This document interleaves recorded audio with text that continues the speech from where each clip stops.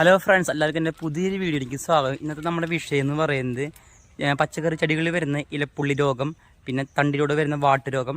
ഇതിനൊക്കെ തടയാൻ ഒരു പരിധി വരെ തടയാൻ നമ്മളെ സഹായിക്കുന്ന ഒരു ജൈവ പൊടി നിങ്ങൾക്ക് ഞാൻ കാണിച്ചു തരാം. ഇത് ജൈവ മരുന്നാണ്. ഈ മരുന്നിൻ്റെ പേര് സ്യൂഡോമോണാക്സ് എന്നാണ്. ഈ മരുന്ന് നമ്മൾ 1 ലിറ്റർ വെള്ളത്തിലേക്ക് 20 ഗ്രാം ചേർത്ത് ചെടിയുടെ ഇലമയ്ക്ക് സ്പ്രേ ചെയ്ത് കൊടുക്കുകയാണെങ്കിൽ നമ്മുടെ ഇലപ്പുള്ളി രോഗത്തൊക്കെ നമുക്ക് ഒരു പരിധി വരെ നമുക്ക് തടയാൻ സാധിക്കുന്നതാണ്.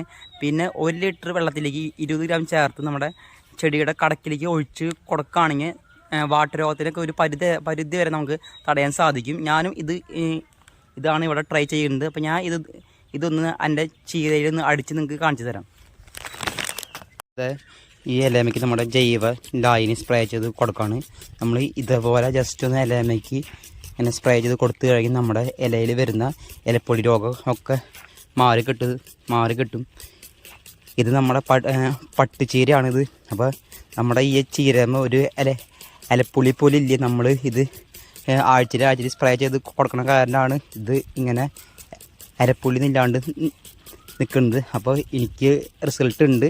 അപ്പോൾ നിങ്ങൾക്കും ഇത് ട്രൈ ചെയ്യാം കേട്ടോ. ഇത് ജൈവ ലിക്വിഡ് ആയതുകൊണ്ട് ഇത് ജൈവ പൊടി ആയതുകൊണ്ട് യാതൊരു വക ആരോഗ്യത്തിന് യാതൊരു വക ദോഷമില്ല. പല നിങ്ങൾ എല്ലാവരും ധൈര്യമായിട്ട് ട്രൈ ചെയ്തോളൂ കേട്ടോ.